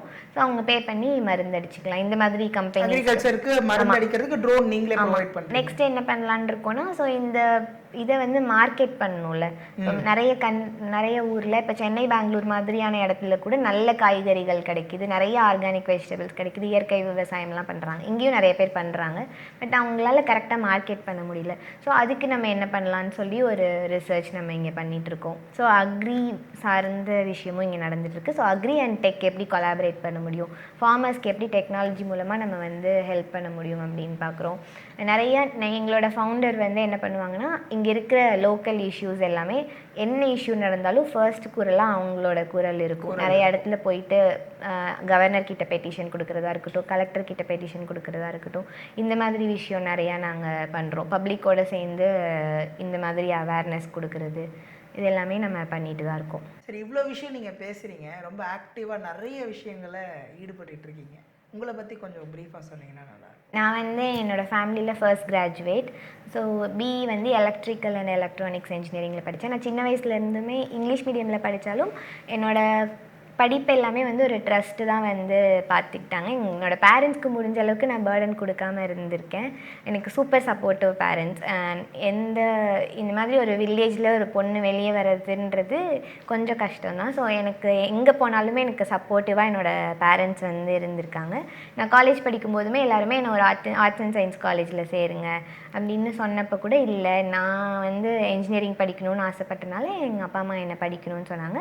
நான் ஸ்ட்ரிக்டாக என்ன சொன்னேன்னா, நான் மேனேஜ்மெண்ட் சீட்டெல்லாம் எனக்கு வேண்டாம் அப்படின்னு சொல்லி கவுன்சிலிங்கில் ஒரு கவர்மெண்ட் காலேஜ் தான் சூஸ் பண்ணேன். வருஷத்துக்கு 4000 ரூபாய் தான் டியூஷன் ஃபீ. ஸோ அந்த மாதிரி ஒரு மாடஸ்டான காலேஜ். எங்கள் காலேஜில் பெருசாக லெபார்ட்ரிஸ் இருக்காது, ஸ்டாஃப்ஸ் இருக்க மாட்டாங்க. பட் இருக்கிற ஸ்டாஃப் எங்களுக்கு சூப்பராக கைட் பண்ணாங்க. அந்த மாதிரி ஒரு காலேஜில் தான் என்ஜினியரிங் முடித்தேன். பட் என்ஜினியரிங் முடிச்சுட்டு வெளியே வந்ததுக்கப்புறம் நான் டெக்னிக்கல் ரோல் எதுவும் போகல. எனக்கு வந்து டிசைன் அண்ட் பிராண்ட் பில்டிங்கில் நிறைய இன்ட்ரெஸ்ட் அப்படின்றனால நான் வந்து ஒரு presentation designer come graphic designer மாதிரி ஒரு ரோல் சூஸ் பண்ணி இது பண்ணேன். அதில் சைடில் எம்பிஏ படித்தேன். ஏன்னா எனக்கு வந்து காலேஜ் டேஸ்லேருந்து இப்போ வரைக்கும் எனக்கு ஆண்டர்ப்ரனர் ஆகணுன்றது தான் என்னோடய அல்டிமேட் கோலாகவே இருந்தது. ஸோ நான் வந்து ஒரு 10 பேருக்காச்சும் வேலை க்ரியேட் பண்ணுறவளாக இருக்கணும் அப்படின்றதுக்காக எம்பிஏ படித்தேன். அது வந்து இன்ஃபர்மேஷன் செக்யூரிட்டி மேனேஜ்மெண்ட்டில் மெட்ராஸ் யூனிவர்சிட்டியில் முடித்தேன். இப்போது லாஸ்ட் 2 இயர்ஸாக பிஹெச்டி வந்து பண்ணிகிட்ருக்கேன் சோஷியல் ஆண்டர்ப்ரனர்ஷிப்பில். இதான் என்னோடய எஜுகேஷ்னல் பேக்ரவுண்ட். நீங்கள் தனியாக ஒரு நிறுவனம் ஸ்டார்ட் பண்ணியிருக்கீங்களா, அதை பற்றி சொல்லுங்கள். என்னோட அந்த ஃபர்ஸ்ட் கம்பெனி எனக்கு இப்போதைக்கு ஒரு 3 ஸ்டார்ட் அப் நான் ரன் பண்ணிகிட்ருக்கேன். ஃபர்ஸ்ட் கம்பெனி ஒரு சோலோ ப்ரொப்ரைட்டர்ஷிப் கம்பெனியாக நான் ஸ்டார்ட் பண்ணது வந்து ரஃபேல் கிரியேட்டிவ்ஸ். ஸோ நான் ஒரு freelancer turned into an entrepreneur தான். ஸோ முதல்ல சின்னதாக செல்ஃப் எம்ப்ளாய்டாக சில கிளைண்ட்ஸ்க்கு சர்வீஸ் பண்ணிவிட்டு அப்படியே அதை வந்து ஒரு ஏஜென்சியாக நான் வந்து கன்வெர்ட் பண்ணேன். என்னோடய குழந்தை பிறந்து ஒரு 14 டேஸில். அவனோட பேர் ரஃபேல். ஸோ அதே பேரே என்னோடய கம்பெனிக்கும் வச்சு ரஃபேல் கிரியேட்டிவ்ஸ் அப்படின்னு சொல்லி நான் ஸ்டார்ட் பண்ணேன். ஆரம்பிக்கும் போது என் கையில் 2 கிளைண்ட்ஸ் தான் இருந்தாங்க. ஸோ வேர்ட் ஆஃப் மவுத் மூலமாகவே இது வரைக்கும் நான் டிஜிட்டல் மார்க்கெட்டிங்க்கு 0 ரூபீஸ் ஸ்பெண்ட் என்னோடய ரஃபேல் கிரியேட்டிவ்ஸ் கம்பெனிக்கு. இப்போ வரைக்கும் 10 பேரை எம்ப்ளாய் பண்ணுற அளவுக்கு எனக்கு கன்சிஸ்டண்ட்டாக ப்ராஜெக்ட்ஸ் வந்துகிட்டே தான் இருக்குது. ஒரு நாள் கூட நாங்கள் சும்மா இருந்ததில்லை. அந்த மாதிரி ஒரு என்னோடய ஒர்க்கை வச்சே நான் வந்து இந்த ஏஜென்சியை வந்து பில்ட் பண்ணியிருக்கேன் அப்படின்னு தான் சொல்லணும். இப்போ உங்களுக்கு கீழே எத்தனை பேர் வேலை பண்ணிகிட்டு இருக்காங்க? கீழேன்னு சொல்லாதீங்க, என் கூட ஒர்க் பண்ணுறாங்க அப்படின்னு வேணால் சொல்லிக்கலாம். கொற்றவை எல்லாமே சேர்த்து பார்த்தா இப்போ நாங்கள் ஒரு 80 மெம்பர் டீம். ஸோ அடுத்து என்ன கோல், எதை நோக்கி நீங்கள் பயணம் பண்ணணும்? உங்களுக்கு நான் சொன்ன மாதிரி கொற்றவையில் 10,000 பெண்கள் இங்கே வரணும். தென்காசியில் 1 லட்சம் ஹை பேயிங் ஜாப்ஸ் வரணும். தென்காசி. ஆமாம். ஸோ நீங்கள் சொன்னீங்க இல்லையா, ஸ்ரீதர் வேமு சாரை பார்த்து அதுக்கப்புறம் தான் ஆனந்த் ஐயா சாமி கூட உங்களுக்கு இன்ட்ரோ கிடைச்சது அப்படிங்க சொன்னீங்க. ஸோ ஸ்ரீதர் வேமு சாரோடைய இன்ஸ்பிரேஷன் உங்களுக்கு எப்படி இருக்கு? நான் ஆக்சுவலாக ஜோகோலிக்ஸ்க்கு ஆக்சிடென்டலாக போனேன். நான் ஜோகோ பார்ட்னர் ஜோகோ கஸ்டமர் எதுவுமே கிடையாது அந்த டைமில். என்னோடய ஃப்ரெண்ட் அந்த ஈவெண்ட் அட்டன் பண்ணோம், அவரால் பண்ண முடியல. ஸோ அந்த பாஸ் எனக்கு கொடுத்து போக சொன்னார். நான் அங்கே போனதுக்கு ஒரே ஒரு ரீசன் தான். ஒன்று வந்து என்னை ஒரு 500 கார்டு பிரிண்ட் பண்ணிட்டு போயிருந்தேன். அந்த 500 கார்டு 500 பேருக்கு டிஸ்ட்ரிபியூட் பண்ணி அதுலேருந்து கொஞ்சம் பேர்ட்டையாவது ப்ராஜெக்ட் எடுக்கணுன்றது மொதல் விஷயம். உங்களுடைய கம்பெனியோடைய கார்டு ரஃபேல் கிரியேட்டிவ்ஸ் ஒரு பிராண்டிங் அண்ட் மார்க்கெட்டிங் ஏஜென்சி. நீங்கள் வந்து உங்களுக்கு வெப்சைட் பண்ணணுமா, இல்லை ஆப் பண்ணணுமா, ப்ரெசன்டேஷன் டிசைன் பண்ணணுமா, நான் ஹெல்ப் பண்ணுறேன். இது மட்டும்தான் நான் போய் எல்லாருக்கிட்டையும் பேசிகிட்டு இருந்தேன். ரெண்டாவது, ஒரு ஃபேன் கேர்லாக நான் தென்காசிலேருந்து வந்திருக்கேன். ஆனால் இது வரைக்கும் நான் ஸ்ரீதரை மீட் பண்ணதே இல்லை. பெங்களூரில் போயிட்டு எப்படியாச்சும் அவரோட ஒரே ஒரு ஃபோட்டோ எடுத்துடணுன்னு ஒரு ஃபேன் கேர்லாக தான் நான் மீட் பண்ண போனேன். அதுதான் என்னோடய லைஃபோட டேர்னிங் பாயிண்ட்டாகவே இருந்துச்சு. அன்றைக்கி அவரோட கீனோட் நான் கேட்டுட்டு அவர் வந்து நிறைய அழகாக பேசியிருந்தார். எப்படி ஒரு செல்ஃப் ரிலையன்ட் வில்லேஜ் இருக்கணும், ஜோகோ வந்து எப்படி வந்து அதெல்லாமே கனெக்ட் பண்ணுது, இந்த மாதிரிலாம் பேசும்போது எனக்கு ரொம்ப அது இன்ஸ்பிரேஷனாக இருந்தது. நம்ம பண்ணணும்னு நினைக்கிற விஷயத்தெல்லாம் ஆல்ரெடி அவங்க பண்ணி முடிச்சிருந்தாங்க. ஸோ அப்போ ஆனந்தன் சார் இன்டர்வியூ பண்ணி வைக்கும்போது நான் தான் போய் ஃபஸ்ட்டு சார்கிட்ட பேசினேன். நாங்கள் ஃபஸ்ட்டு சும்மா ஒரு டிசைன் ப்ராஜெக்டில் தான் கொலாபரேட் பண்ணோம். அப்போது நாங்கள் 2 பேரும் விஷன்ஸ் ஷேர் பண்ணுவோம்ல, இந்த மாதிரி எங்கள் ஊரில் குழந்தைங்கள்லாம் வந்து 12th முடித்தோடனே மேரேஜ் ஆகி போகிறாங்க, அவங்களே போகிறாங்க இஷ்டப்பட்டு. பேரண்ட்ஸ் பண்ணி வைக்கிறதையும் தாண்டி அவங்களுக்கே ஒரு அவேர்னஸ் இல்லை, ஃபினான்ஷியல் ஃப்ரீடம் அவங்களுக்கு தேவைப்பட மாட்டேங்குது, இந்த மாதிரியெல்லாம் இருக்காங்க அப்படின்னு பேசும்போது தான் நாங்கள் இந்த வாய்ஸ் ஆஃப் தென்காசி ஆரம்பிக்கணும்னு பேசினோம். விஷன் ட்ரான்ஸ்ஃபர் தான் இங்கே நடந்திருக்குன்னு சொல்லணும். அவங்களோட விஷன் இங்கே ட்ரான்ஸ்ஃபர் ஆகி தான் என்ன மாதிரி thousands ஆஃப் யூத் இங்கே ஒர்க் பண்ணிகிட்ருக்கோம் அதே விஷனுக்காக தான். ஸோ உங்களை மாதிரி நிறைய விமன் ஆண்டர்பிரினர்ஸ் உருவாக்கிட்டு இருக்காங்க இன்னைக்கு காலகட்டத்தில். கவர்மெண்ட்டும் சரி இல்லை மற்ற ப்ரைவேட் ஆர்கனைசேஷன்ஸும் ரொம்ப என்கரேஜ் பண்ணுறாங்க. ஸோ விமன் ஆண்டர்பிரினர் ஆகணும்னு ஒரு காலேஜ் ஸ்டூடெண்ட் நினச்சாங்கன்னா அவங்க என்னெல்லாம் பண்ணலாம்? ஃபஸ்ட்டு வந்து அவங்களுக்கான ஒரு ப்ரூஃப் ஆஃப் ஒர்க் வந்து க்ரியேட் பண்ணலாம். எந்த விமனோ மென்னோ யாருனாலுமே ஒரு பிஸ்னஸ் பண்ணணும் அப்படின்னு நினைக்கிறாங்கன்னா எதுக்காக ஒரு கஸ்டமர் நம்மக்கிட்ட வரணும் அப்படின்னு இருக்கும்ல. எல்லாருமே என்ன பண்ணுவாங்கன்னா ஒரு லோன் வாங்குவாங்க, அவங்களுக்கு தேவையான எக்யூப்மெண்ட்ஸ் எல்லாம் வாங்கி வச்சுட்டு அவங்க ஒரு ப்ராடக்ட்டை பண்ணிவிட்டு அதை எல்லோரும் வாங்கணும் அப்படின்னு நினைப்பாங்க. நம்ம எப்போவுமே ரிவர்ஸ் என்ஜினியரிங் பண்ணணும்னு சொல்லுவேன். எஸ் விமனாக இருந்தாலும் சரி மென்னாக இருந்தாலும் சரி, ஃபினான்ஷியல் பேக்கப் நம்மக்கிட்ட இருக்குமா இல்லையான்னு தெரியாது. நம்மக்கிட்ட ஒரு ஐடியா இருக்கலாம், அந்த ஐடியாவுக்கு உண்மையிலே வந்து கஸ்டமர் இருக்காங்களா. ஸோ என்னோட மென்டார்ஸ் எல்லாமே சொல்கிறது என்னென்னா, ஐடென்டிஃபை யுவர் கஸ்டமர்ஸ் ஃபஸ்ட் அப்படின்னு சொல்லுவாங்க. நம்மளோட கஸ்டமர் யார், இந்த பொருளை யார் வாங்க போகிறாங்க அப்படின்றத ஃபஸ்ட் நம்ம கண்டுபிடிக்கணும். ஸோ கஸ்டமர்ஸ் ரெடி அப்படின்னா ஸோ என்ன ப்ராடக்ட் கொடுக்க போகிறோம், அந்த ப்ராடக்டில் என்ன டிஃப்ரென்ஸ் நம்ம கொடுக்க முடியும், யூனிக் செல்லிங் ப்ரொப்போசிஷன். ஸோ இது மூணும் நம்ம கரெக்டாக பார்த்துட்டு அதில் நான் ஃபஸ்ட்டு எக்ஸ்பர்ட் ஆகணும், இல்லை என் கூட ஒரு எக்ஸ்பர்ட் டீம் வச்சுக்கணும். இந்த 2 விஷயம் பண்ணிவிட்டு ஒரு ப்ரூஃப் ஆஃப் ஒர்க் இதெல்லாம் நாங்கள் பண்ணியிருக்கோம், இதெல்லாம் எங்களால் பண்ண முடியும்னு சொல்லி ஒரு போர்ட்ஃபோலியோ பில்ட் பண்ணிட்டா it's easy for them to build the business. நான் இன்ஜினியரிங் படிச்சிருக்கேன், ஒரு டிகிரி படிச்சிருக்கேன். நான் ஒரு நிறுவனத்தில் வேலைக்கு போகலாமா, இல்லை நான் சொந்தமாக காலேஜ் படித்த உடனே ஒரு ஸ்டார்ட் அப்பை க்ரியேட் பண்ணலாமா? நான் ஃபஸ்ட்டு இதை வந்து சொல்ல மாட்டேன். ஏன்னா நிறைய பேர் வந்து படித்து முடித்தோடனே பிஸ்னஸ் பண்ணவங்கள நான் பார்த்துருக்கேன். அவங்க நிறைய அடிப்பட்டு தான் வந்து கற்றுக்கணும். It take years to build a foundation. ஆனால் ஒரு கம்பெனியில் போய் ஒர்க் பண்ணுறவங்களுக்கு அந்த ஒர்க் கல்ச்சர் தெரியும். ஃபர்ஸ்ட் ஆஃப் ஆல் ஒரு டாலரன்ஸ் பில்ட் ஆகும். இப்படி நம்ம வந்து இவங்களுக்கு கீழே இருக்கணும், இவங்களுக்கு ரிப்போர்ட் பண்ணணும், இந்த மாதிரி ஒரு ப்ராசஸ். ஆமாம், இந்த ப்ராசஸ் தெரியும். கிளைண்ட்டை எப்படி ஹேண்டில் பண்ணுறாங்க அது எல்லாமே நம்ம லைவாக பார்ப்போம்ல. நம்மளே ஒரு எக்ஸ்பெரிமெண்ட் பண்ணி அடி வாங்கி கற்றுக்கிறதுக்கும் ஒரு இடத்துல போயிட்டு நம்ம இன்ஸ்பயர் ஆகி வர்றதுக்கும் இது இருக்குல்ல. அட்லீஸ்ட் ஒரு 2 இயர்ஸ் ஆச்சு ஏதாவது ஒரு கம்பெனியில் போயிட்டு அவங்க ஒர்க் பண்ணுறது தான் நான் ரெக்கமெண்ட் பண்ணுவேன். நானும் அதை தான் பண்ணிட்டு வந்ததுனால எனக்கு ஈஸியாக இருந்திருக்கு. மேபி அவங்களோட ஃபேமிலியில் வந்து பிஸ்னஸ் ஹிஸ்ட்ரி இருக்கலாம், அந்த மாதிரி அவங்களுக்கு வீட்டில் சொல்லி கொடுக்குற ஆளுங்க இருந்தால் அவங்க ட்ரை பண்ணலாம். பட் என்ன மாதிரி ஃபர்ஸ்ட் டைம் ஆண்டர்ப்ரனர்ஸ் இந்த மாதிரி வர்றவங்களுக்கு நான் வந்து ஏதாவது ஒரு கம்பெனியில் போயிட்டு அந்த ஒர்க் கல்ச்சர் கற்றுக்கிட்டு தான் பண்ணணும் அப்படின்னு சொல்லுவேன். ஸோ நீங்கள் சொன்ன மாதிரி நீங்கள் உங்கள் வீட்டிலே ஃபஸ்ட்டு கிராஜுவேட் அப்படின்னு சொல்லியிருந்தீங்க. ஸோ அந்த மாதிரி நிறைய இப்போ ஃபஸ்ட் கிராஜுவேட்ஸ் இன்னமும் இருக்கிறாங்க, கிராமப்புறங்களில் இன்னுமே ஃபஸ்ட் கிராஜுவேட் வந்துட்டு இருக்காங்க. ஸோ அவங்க எடுத்த உடனே வந்து வேலைக்கு போகிறது தானே. இப்போ ஃபினான்ஷியல் நீட்ஸ் நிறைய பேருக்கு இருக்கும் இல்லையா. ஸோ அதை ஃபுல்ஃபில் ஆகிறதுக்கு கண்டிப்பாக நம்ம ஒரு வேலைக்கு தான் போயாகும். ஆனால் இப்போ எல்லாரும் என்ன சொல்கிறாங்க, யார் கீழேயும் நான் வேலை பண்ண மாட்டேன். அந்த விஷயத்தை எப்படி அணுகிறீங்க நீங்கள்? முன்னாடி நம்மளோட ப்ரீவியஸ் ஜென்ரேஷனுக்கு ஒரு ஐடி ஜாப் வந்து ஒரு செக்ஸி வேர்டாக இருந்துச்சு. இப்போது ஒரு ஸ்டார்ட் அப் ஓனர், சிஇஓ, ஒரு பிஸ்னஸ் கார்டு வச்சுக்கிறது தான் வந்து எல்லாருமே ஃபேன்சியாக நினைக்கிறாங்க. பட் அதில் எத்தனை பேர் சஸ்டெயின் ஆகுறாங்க? நீங்கள் ஸ்டாட்ஸ் இன்றைக்கி எடுத்து பார்த்தீங்கன்னா 10ல் ஒரு ஸ்டார்ட் அப் தான் வந்து சஸ்டெயின் ஆகிறதா சொல்கிறாங்க. சில பேர் என்ன சொல்கிறாங்கன்னா 100ல் 3 அப்படின்னு சொல்கிறாங்க. ஸோ ஸ்டாட்ஸ் மாறிட்டே இருக்கும். பட் எல்லாருமே பண்ணிட முடியுமா அப்படின்னா எல்லாரும் பண்ண முடியும். ரெசிலியன்ஸ் இருக்கணும், அதில் வந்து லாங் ரன் போக முடியணும். இந்த மாதிரியெல்லாம் இருந்தால் நம்மளால் பண்ண முடியும்.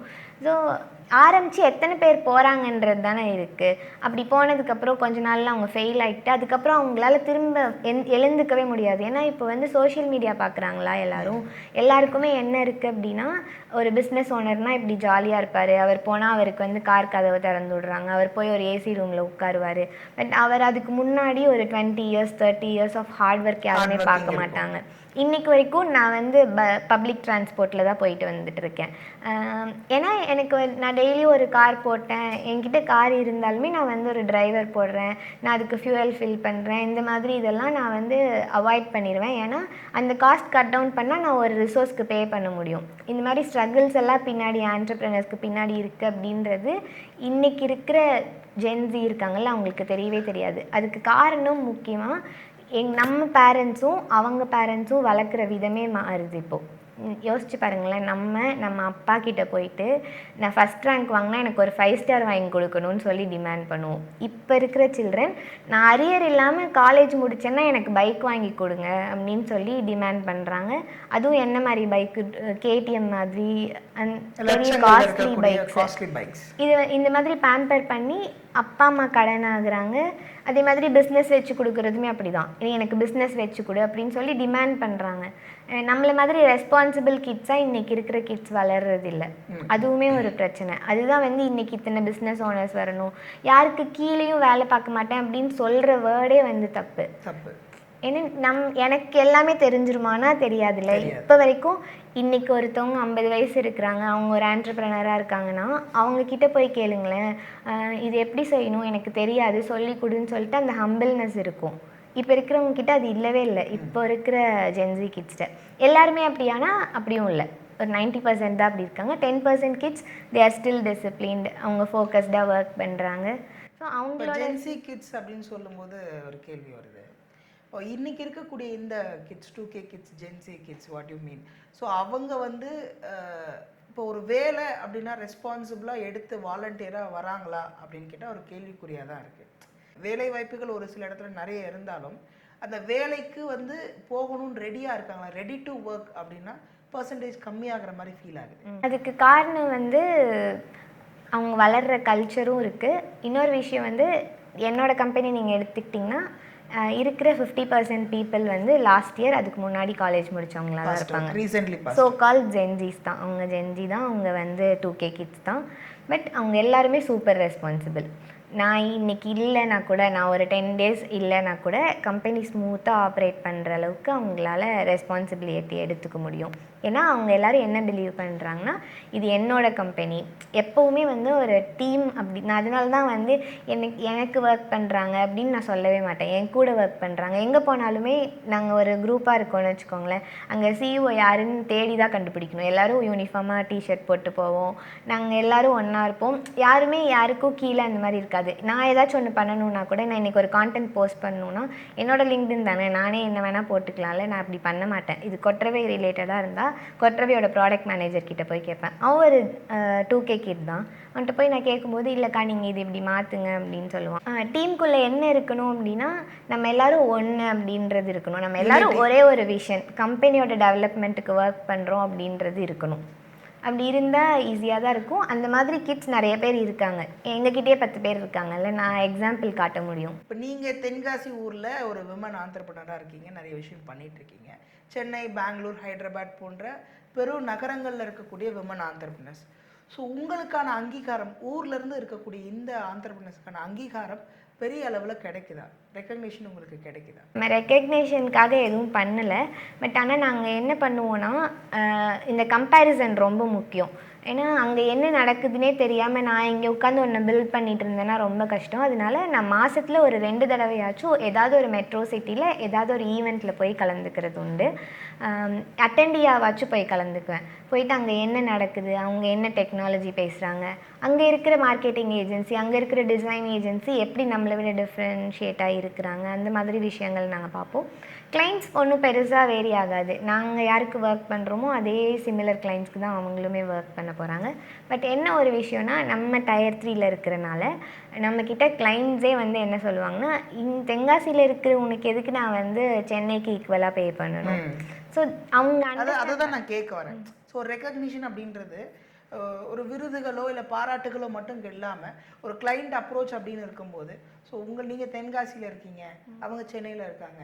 ஸோ சென்னை அப்படின்னாலே அவங்க எப்படி பண்ணாலுமே, ஈவன் அவங்கள விட நம்ம பெட்டராக கொடுத்தாலுமே, டெலிவர் கொடுத்தாலுமே, சென்னையில் இருக்கோம், ஹைதராபாத்தில் இருக்கோம், ஆனால் தென்காசியில் இருக்கிறீங்களே அப்படின்ற ஒரு உதாசீனம் நமக்கு இருக்குதா? இனிஷியல் டேஸில் இருந்தது. நான் எப்போ ஃப்ரீலான்சிங் ஆரம்பித்தேனோ அப்போ கேட்பாங்க, நீ ஒரு இது கூட சொல்ல மாட்டாங்க. நம்ம ஃபாரின் கிளைண்ட்ஸ்க்கெல்லாம் நிறைய ஒர்க் பண்ணுவோம்ல, அப்போ அவங்க என்ன கேட்பாங்கன்னா, நீ இந்தியன் தானே, நீ ஏன் சண்டே ஒர்க் பண்ணக்கூடாது, நீ லேட் நைட் ஒர்க், அதெல்லாம் உங்கள் ஊர் கல்ச்சர் தானே, நாங்கள் தான் ஒர்க் பண்ண மாட்டோம் பட் நீங்கள் பண்ணுவீங்கல்ல, இந்த மாதிரி பேச்சுகள்லாம் முன்னாடி இருந்தது. பட் நம்ம ஒன்ஸ் ஒர்க் ப்ரூவ் பண்ணிட்டோம்னு வச்சுக்கோங்களேன், நம்ம பேசவே தேவையில்லை, நம்மளோட ஒர்க் பேசும்ல. இந்தாங்க இதுதான் என்னோட ஒர்க் சாம்பிள், உங்களுக்கு பிடிச்சிருந்தா நீங்கள் பே பண்ண போகிறீங்க, அப்படி இல்லையா அப்படின்னு சொல்லிட்டு நம்ம விட்டுருவோம். யாரையுமே நம்ம பார்கெயின் பண்ணுறதெல்லாம் விடுறதில்லை. இனிஷியலி நான் பண்ணியிருக்கேன். ஒரு ஸ்லைடு வந்து நீங்கள் 10 ரூபாய்க்கு பண்ணி கொடுக்க சொன்னாலும் 50 ரூபாய்க்கு பண்ணி கொடுக்க சொன்னாலும் பண்ணியிருக்கோம். ஏன்னா எனக்கு ஒரு ப்ரூஃப் ஆஃப் ஒர்க் தேவைப்பட்டுச்சு, என்னோட போர்ட்ஃபோலியோ பில்ட் ஒரு வேல்யூ பில்ட் பண்ணுறதுக்கான டைம் தேவைப்பட்டுச்சு. அப்போல்லாம் நான் பண்ணியிருக்கேன். பட் ஒன்ஸ் இதெல்லாம் பண்ணி முடிச்சு எனக்குன்னு ஒரு டீம் வந்துருச்சுல, அப்போ நான் மட்டும்தான். ஸோ எனக்கு என்ன வருதோ அது ஓகே அப்படின்னு இருந்துக்கலாம். இன்றைக்கி எனக்கு கம்பெனி எக்ஸ்பென்சஸ் இருக்குது, நான் ரெண்ட் பே பண்ணணும், எலக்ட்ரிசிட்டி பில் பே பண்ணணும், சாஃப்ட்வேருக்கு சப்ஸ்கிரிப்ஷன் பே பண்ணணும், என்னோடய ரிசோர்ஸஸ்க்கு பே பண்ணணும். என்னோட எக்ஸ்டெண்டட் ஃபேமிலியாக அவங்கள எல்லாரையும் பார்க்கும்போது அந்த ஃபேமிலிஸ் எல்லோரும் இந்த இன்கம்மை நம்பி இருக்கனால என் கம்பெனியை நான் எந்த இடத்துலையும் விட்டு கொடுக்க மாட்டேன். உங்களால் பே பண்ண முடிஞ்சால் we can continue அப்படின்னு சொல்லிட்டு ஒரு ரொம்ப அழகான விஷயம் நீங்கள் சொன்ன மாதிரி. இனிஷியலாக நம்ம வந்து பார்கெயின் பண்ணுறாங்க இல்லையா, உங்களுக்கு தெரிஞ்சவங்க, உங்கள் சொந்தக்காரங்க, இல்லை ரொம்ப க்ளோசஸ்ட் ஃப்ரெண்ட்ஸ், ஸோ அவங்கெல்லாம் வந்து எனக்கு இப்போவுமே நம்ம வளர்ந்துட்டாலும் எனக்காக பண்ணிக்கூட, எனக்காக கொஞ்சம் குறைச்சிக்கோங்க அப்படின்னு பார்கெயின் பண்ணும்போது அப்போ அந்த இடத்துல எப்படி ரியாக்ட் பண்ணுவீங்க? எனக்கு ஒரு அட்வான்டேஜ் என்னென்னா, நான் இதெல்லாம் பண்ணுறேன்றதே பாதி பேருக்கு தெரியாது. ஏன்னா நான் வந்து வாட்ஸ்அப்பில் இன்ஸ்டாகிராம்லலாம் போயிட்டு இந்த மாதிரி பிஸ்னஸ் கான்டென்ட் பெருசாக போட மாட்டேன். நான் இப்போ கூட நான் இன்றைக்கி பஸ் ஏறுறதுக்கு ஸ்டாப்பில் நின்றுட்டு இருக்கும்போது, புளியக்குடியிலையா வேலை பார்க்குற, அங்கே என்ன வேலை பார்க்குற, யார் எந்த கம்பெனியில் வேலை பார்க்குற அப்படின்னு தான் கேட்பாங்க. என் ஊரில் இருக்கிறவங்களுக்கே நான் ஒரு ஆண்டர்ப்ரனர் அப்படின்றது தெரியாது. அந்த மாதிரி இருக்கனால ஸோ க்ளோஸ்டு சர்க்கிள்ஸ்க்கு இந்த மாதிரி நீடுமே இருக்காதுல்ல. எனக்கு ஒரு வெப்சைட் பண்ணி கொடுன்னு எங்கள் மாமாவோ சித்தப்பாவோ வந்து கேட்க போகிறதில்ல, அவங்களுக்கு அது தேவையே படாது. ஸோ இந்த மாதிரி க்ளோஸ் சர்க்கிள்ஸ்லேருந்து எந்த பார்கெயின்ஸும் வந்ததில்லை. என்னோடய ஃப்ரெண்ட்ஸ் தான் என்னோடய பில்லர்ஸ்னே சொல்லணும். என்னோடய ஃப்ரெண்ட்ஸ் எனக்கு ப்ராஜெக்ட் கொடுக்கும்போது இது வரைக்கும் ஒரு நாள் கூட பார்கெயின் பண்ணதில்லை. நம்ம இன்வாய்ஸ் அனுப்பிச்சோன்னா அதை அப்படியே பே பண்ணியிருக்காங்க. ஆன்லைன் ஃப்ரெண்ட்ஸ் இருப்பாங்கல்ல, இப்போ லிங்க்டின்ல பேசி ஒருத்தரோட கனெக்ட் ஆகிருப்போம், அந்த மாதிரி எனக்கு 2-3 ஃப்ரெண்ட்ஸ் இருக்காங்க. அவங்க எல்லாருமே வேறு கம்பெனியில் ஃபுல் டைம் ஒர்க் பண்ணுவாங்க, அவங்களோட ப்ராஜெக்ட்ஸ் என்கிட்ட அவுட் சோர்ஸ் பண்ணுவாங்க. இந்த மாதிரி சூப்பர் சப்போர்ட்டிவாக நிறைய ஃப்ரெண்ட்ஸ் எனக்கு கிடைச்சாங்க. அந்த மாதிரி ப்ராஜெக்ட்ஸ் எடுத்து தான் நான் வந்து கொஞ்சம் கொஞ்சமாக இந்த ஏஜென்சிக்கு நிறைய கிளைண்ட்ஸ் கொண்டு வந்திருக்கேன். இது வரைக்கும் 2500க்கு மேலே ப்ரெசன்டேஷன்ஸ் நாங்கள் இங்கேருந்து டெலிவர் பண்ணியிருக்கோம். ஒரு 25+ வெப்சைட்ஸ் பில்ட் பண்ணி கொடுத்துருக்கோம், 2 ஆப் பண்ணி கொடுத்துருக்கோம். ஸோ இப்போ லிங்க்டின் நீங்கள் சொல்லும்போது சோஷியல் மீடியாஸில் எல்லாருமே பெரும்பாலானோர் நம்ம இருக்கோம். இளைஞர்களும் சரி, இன்றைக்கி யங்ஸ்டர்ஸை விட பெரியவங்களும் நிறைய பேர் இருக்காங்க. பட் இன்றைக்கான யங்ஸ்டர்ஸ் வந்து லிங்க்டினை எந்த அளவுக்கு யூஸ் பண்ணுறாங்க? இன்னைக்கு லிங்க்டின் போய் பார்த்தீங்கன்னா இட்ஸ் பிகமிங் அனதர் இன்ஸ்டாகிராம். எல்லாரும் என்ன பண்ணுறாங்கன்னா, வீடியோ எடுத்துகிட்டு வந்து போடுறது, இன்ஸ்டாகிராம் ஸ்க்ரீன்ஷாட்ஸ் எடுத்துகிட்டு வந்து இங்கே போடுறதுன்னு சொல்லி லிங்க்டினையும் நிறைய பேர் லெத்தர்ஜிக்காக யூஸ் பண்ணுறாங்க. பட் யார் அதை யூனிக்காக கரெக்டாக யூஸ் பண்ணுறாங்களோ அவங்க வின் பண்ணுறாங்க. ஸோ லிங்க்டின் தான் ஒரு கரெக்டான ஒரு B2B பிளாட்ஃபார்மில். எனக்கு நிறைய லீட்ஸ் லிங்க்டின்லேருந்து தான் கிடைக்கும். லிங்க்டினில் நிறைய பேர் வந்து என்ன அப்ரோச் பண்ணி எனக்கு ப்ராஜெக்ட்ஸ் கொடுத்துருக்காங்க. எனக்கு யாராவது வேணும்னாலும் நான் லிங்க்டினில் தான் போய் கேட்குறது உண்டு. ஸோ இருக்கிற பிளாட்ஃபார்ம்ஸில் நம்ம நல்ல பிஸ்னஸ் பண்ணணும், B2B கிளைண்ட்ஸ் நமக்கு வேணும் அப்படின்னா லிங்க்டினை ப்ராப்பராக யூஸ் பண்ணணும். நான் எவ்ரிடே மோஸ்ட்லி போஸ்ட் பண்ணிடுவேன். அதுக்காக கன்சிஸ்டண்ட்டாக நான் எல்லா நாளும் போட்டுருவேன் ஆனால் இல்லை. என்னைக்காவது எனக்கு பிரேக் எடுக்கணும் அப்படின்னா 2 நாள் போஸ்ட் பண்ணாமல் இருப்பேன். ஆல்மோஸ்ட் ஆனால் லாஸ்ட் 1 இயராக ஸ்டார்ட் பண்ணும்போது எனக்கு 1000 ஃபாலோவர்ஸ் இருந்தாங்கன்னு நினைக்கிறேன். லாஸ்ட் 1 இயராக நான் கன்சிஸ்டண்ட்டாக போஸ்ட் போட்டு இப்போ ஐ ஹாவ் அரௌண்ட் 14,000+ ஃபாலோவர்ஸ். ஒரு விமன் ஆண்டர்ப்ரனராக நீங்கள் என்ன டிஃபிகல்ட்டிஸ் ஃபேஸ் பண்ணுறீங்க? நிறைய டிஃபிகல்ட்டிஸ் இருக்கும், நிறைய மாம்ஸ் கில்ட் எல்லாம் இருக்கும். நான் இப்போ வந்து காலையில் கிளம்பும்போது எப்படியாவது மேனேஜ் பண்ணி என்னோடய கிட்க்கு சமைச்சு கொடுத்துட்டு நானும் எடுத்துகிட்டு அந்த மாதிரி வந்துடுவேன். காலையில் அவனை ப்ராப்பராக ஸ்கூலுக்கு அனுப்பிடுவேன். ஆனால் ஈவினிங் ஒரு நாள் கூட போய் உட்காந்து ஹோம்ஒர்க் சொல்லி கொடுக்கவோ இல்லை அவனை தூங்க வைக்கிற டைமுக்கோ கூட போக முடியாது. நான் போகும்போது பாதி நாள் அவன் தூங்கிட்டு இருப்பான். அதுவே எனக்கு ஒரு கில்ட்டாக இருக்கும். ஐயோ நான் கரெக்டாக பண்ணலையோ, அவனுக்கு தேவையானதெல்லாம் நான் பண்ணுறதுலையோ, இந்த மாதிரி கில்ட் இருக்கும். ஆனால் என்னோடய அம்மா வந்து என்னை ரீப்ளேஸ் பண்ணுறத விட என்னை விட அதிகமாகவே பண்ணுவாங்க. என் குழந்தைய அவங்க குழந்த மாதிரி தான் பார்த்துக்கிறாங்க. என்னை எப்படி வளர்த்தாங்களோ அதே மாதிரி அவனுக்கு உட்காந்து ஹோம்ஒர்க் சொல்லி கொடுக்குறதா இருக்கட்டும், சாப்பாடு ஊட்டி கரெக்டாக தூங்க வைக்கிறது, அது எல்லாமே பண்ணாலும் எனக்கு சில டிஃபிகல்ட்டிஸ் இருக்கும். இன்னொரு விஷயம் என்னென்னா, சொசைட்டல் ப்ரெஷர் இருக்கும்ல, நான் வந்து பார்த்துக்கிறது இல்லை, இந்த மாதிரி ரிலேட்டிவ்ஸ் சைட்லேயும் அந்த மாதிரியெல்லாம் நிறைய ஃபேஸ் பண்ணியிருக்கேன். அதை தாண்டி பிஸ்னஸ் சைடு பார்த்திங்கன்னா ட்ரஸ்ட் பில்ட் பண்ணுறது ரொம்ப கஷ்டமாக இருந்துச்சு இனிஷியல் டேஸில். இப்போ வந்து என் பின்னாடி நிறைய பேர் சப்போர்ட்க்கு இருக்காங்க. என் பின்னாடி இவ்வளோ பெரிய டீம் இருக்குது. இப்போ நான் வந்து ரோட்டரி கிளப்பில் ஒரு மெம்பராக இருக்கேன். ஸோ இந்த மாதிரி எனக்கு ஒரு சப்போர்ட்டிவ் சிஸ்டம் வந்ததுக்கப்புறம் என்னை நிறைய பேர் பிலீவ் பண்ணுறாங்க. ஃபஸ்ட்டு வந்து ஒரு விமன் வந்து ஒரு ப்ரொப்போசல் எடுத்துகிட்டு போனால் அந்த இடத்துல நான் கம்மியாகவே கோட் பண்ணியிருந்தாலும் எனக்கு அந்த ப்ராஜெக்ட் வர்றதுக்கு நிறைய யோசிப்பாங்க. ஏன்னா நீங்கள் வந்து திடீர்னு நான் ஃபேமிலின்னு காரணம் சொல்லிடுவீங்களோ அந்த மாதிரி கல்யாணம் பண்ணிட்டு போயிடுவாங்க, திடீர்னு மெட்டர்னிட்டி லீவில் போயிடுவாங்க. ஆமாம், இந்த மாதிரி இஷ்யூஸ் நானும் ஃபேஸ் பண்ணியிருக்கேன். ஒரு சில நாள் என்ன பண்ணுவேன், எனக்கே நிறைய டீம் இருக்கிற மாதிரி நான் காமிச்சிப்பேன். இனிஷியலி நான் ஒருத்தி தானே இருப்பேன். ஆனால் நான் கம்பெனியில் ஒர்க் பண்ணும்போது ஒரு ப்ரொடக்ஷன் மேனேஜர் இருப்பாங்க, QC ஹெட் இருப்பாங்க, அக்கௌண்ட்ஸ் டீம் இருக்கும், ஃபினான்ஸ் டீம் இருக்கும். நானே என்னை சுற்றி ஆமாம் நிறைய இமெயில் க்ரியேட் பண்ணி வச்சுட்டு சேல்ஸ் டீம் கிட்டேருந்து நான் சொல்கிறேன். அப்போ அவங்களுக்கே ஓகே இவங்க இல்லாட்டியும் அவங்க பார்த்துப்பாங்க போல். இந்த மாதிரி நானே என்னை சுற்றி ஒரு இமேஜினரி சர்க்கிள் ஃபார்ம் பண்ணேன். இப்போ அது நிஜமாவே மாறிடுச்சு. நீங்கள் சொன்ன மாதிரி ஒரு பெண் மேலே வந்துடுறாங்கன்னா அவங்க எப்படி வந்திருப்பாங்க நமக்கு தெரியாதா? பெண்ணுன்னா ஈஸியாக வந்துடலாம் அப்படின்ற ஒரு தாட் இன்னைக்கு இருக்கக்கூடிய அந்த சமூகத்தில் இருக்குது. அதை எப்படி பார்க்குறீங்க? இன்றைக்கி இருக்கிற சமூகத்தில் மட்டும் கிடையாது, நம்மளோட ஹோல் மீடியாவே வந்து எப்படி ப்ரொஜெக்ட் பண்ணுதுன்னா, ஏதாச்சும் ஒரு மிஸ்டேக் நடந்துச்சுன்னு வச்சுக்கோங்களேன், அந்த மிஸ்டேக்கையோ இல்லை அதை ஏன் தடுக்கலைன்னோ யாருமே பேச மாட்டாங்க. அந்த பொண்ணு என்ன ட்ரெஸ் போட்டிருந்தா, அந்த பொண்ணு ஏன் இந்நேரம் வெளியே போனான், அவள் ஏன் இந்நேரம் அவன் கூட வெளியே போனான், இந்த மாதிரி அந்த பெண்ணை சுற்றி தான் இந்த இன்ஃபர்மேஷன் இருக்கும். இந்த மாதிரி கிரிட்டிசிசம் நிறையா இருக்கும். எனக்குமே நிறைய வந்திருக்கு. நான் வந்து என்னோடய ஊர்லேருந்து வெளியே போகும்போது ஈஸியாக நான் என்ன ட்ரெஸ் வேணாலும் எனக்கு பிடிச்ச ட்ரெஸ் எல்லாம் நான் போட்டுக்க முடியாது. ஏன்னா என்னை ஜட்ஜ் பண்ணுவாங்க. என்ன நினைப்பாங்கன்னா, என்னை மட்டும் இல்லை என்னோடய பேரண்ட்ஸையும் சேர்த்து ஜட்ஜ் பண்ணுவாங்க. இவன் இந்த மாதிரி ட்ரெஸ், நம்ம போடுற ட்ரெஸ்ஸை வச்சு, நம்ம பேசுகிற பேச்சை வச்சு, அதை வச்செல்லாம் வந்து விமனை வந்து ஈஸியாக ஜட்ஜ் பண்ணுவாங்க. இதே நீங்கள் மேலை நாடுகளில் பார்த்தீங்கன்னா அவங்களோட மீடியாவில் ஒரு விக்டிம் இருக்குது. இப்போ கோயம்புத்தூரில் ஒரு இஷ்யூ நடந்ததில்ல, அது நடக்கும்போதுமே எல்லா இதுலேயும் என்ன சொன்னாங்க, நள்ளிரவில் அந்த பெண்ணு ஒரு காரில் அவங்க கேர்ள் ஃப்ரெண்டோட இந்த மாதிரி போனால் எதுக்கு அதெல்லாம் சொல்லணும்? விக்டிமோட எந்த டீட்டெயில்ஸையுமே எந்த மீடியாவும் ஃபாரின் கண்ட்ரீஸில் ரிலீஸே பண்ண மாட்டாங்க. ஏன் இந்த மாதிரி நீங்கள் பாலிசி போடலை, ஏன் வந்து லா சரியா இல்லைன்னு சொல்லிட்டு அதை சுற்றி என்ன தீர்க்க முடியுமோ அதை பேசுவாங்க. ஆனால் இங்கே அந்த பெண்ணை சார்ந்து தான் எல்லாமே சொல்லுவாங்களே தவிர இது சொல்லவே மாட்டாங்க. நீயா இது சின்ன வயசுலேருந்து யோசிச்சு பாருங்களேன், நம்மளை எப்படி வளர்க்குறாங்க. பாய்ஸ்க்கெல்லாம் ரிமோட் கார் வாங்கி கொடுப்பாங்க, ஹெலிகாப்டர் வாங்கி கொடுப்பாங்க. எங்களுக்கெல்லாம் ஓட்டணும்னு தோணாதா? எங்களுக்கு ரிமோட் கார் ஓட்ட பிடிக்காதா சொல்லுங்கள். எங்களுக்கு பார்பி கேர்ள் வாங்கி கொடுப்பாங்க, கிச்சன் செட் முக்கியமாக வாங்கி கொடுப்பாங்க. ஏன்னா நீ சமைக்கணும், நீ எவ்வளோ பெரிய ஆளானாலும் பரவாயில்ல, நீ சமைக்கணும். ஒரு பொண்ணுக்கு சமைக்க தெரிலாட்டி அந்த பொண்ணு கெட்ட பொண்ணு. எனக்கு சமைக்க தெரியும், பட் ஆனால் ஒரு பொண்ணுக்கு உண்மையிலே இன்ட்ரெஸ்ட் இல்லை அப்படின்னா அவளால் ஃபினான்ஷியலி இருக்க முடியுதுன்னா ஒரு குக்கு வச்சுக்கிட்டுமே, அதை ஏன் நீங்கள் ஜட்ஜ்? இப்போ வரைக்கும் ஸ்டில் என்னோடய பையனுக்கான நான் வாங்கி கொடுப்பேன், கிச்சன் செட் வாங்கி கொடுப்பேன், நீயும் சமைச்சு பாரு. எவ்வளோ ஈக்குவலாக நான் வந்து அவனுக்கு டெக்னிக்கல் டாய்ஸ் வாங்கி தரணும். அவன் ட்ரோன்லாம் ஓட்ட பழகணும்னு நினைப்பான். என்னோடய சிஸ்டர் ட்ரோன் பைலட், அதனால் அவன் ட்ரோன் ஓட்டணும்னு நினைப்பான், அவன் அது பண்ணணும்னு நினைப்பான், இது பண்ணணும்னு நினைப்பான். ஆனால் அவன்கிட்ட நான் சொல்லுவேன், இதெல்லாம் லைஃப் ஸ்கில். உன்னோட பாத்ரூம் நீ தான் நீட்டாக வச்சுக்கணும், கிச்சன் நீ தான் நீட்டாக வச்சுக்கணும், உனக்கு சமைக்க தெரியணும் அப்படின்றது நான் சொல்லி கொடுப்பேன். இன்றைக்கும் என்னோடய ஊரில் வந்து பார்த்திங்கன்னா அந்த டிஸ்கிரிமினேஷன் இருக்குது. 2 பொண்ணுங்க ஒரு பையன் ஒரு வீட்டில் இருக்காங்கன்னு வச்சுக்கோங்களேன். அந்த பொண்ணுங்க 2 பேரும் கவர்மெண்ட் ஸ்கூலுக்கு போகுங்க, ஆனால் அந்த பையனை ஸ்கூல் வேனில் அனுப்பி விடுவாங்க. இந்த மாதிரி டிஸ்கிரிமினேஷன்லாம் இன்னுமே நம்ம ஃபேஸ் பண்ணுறோம்ல. எப்படி நம்ம வந்து இந்த சமூகத்திலேருந்து எப்படி வந்து எதிர்கொள்ளணும் அப்படின்னு நினைக்கிறேன்? ஃபெமினிசம் எல்லாம் பேசவே தேவையில்லை.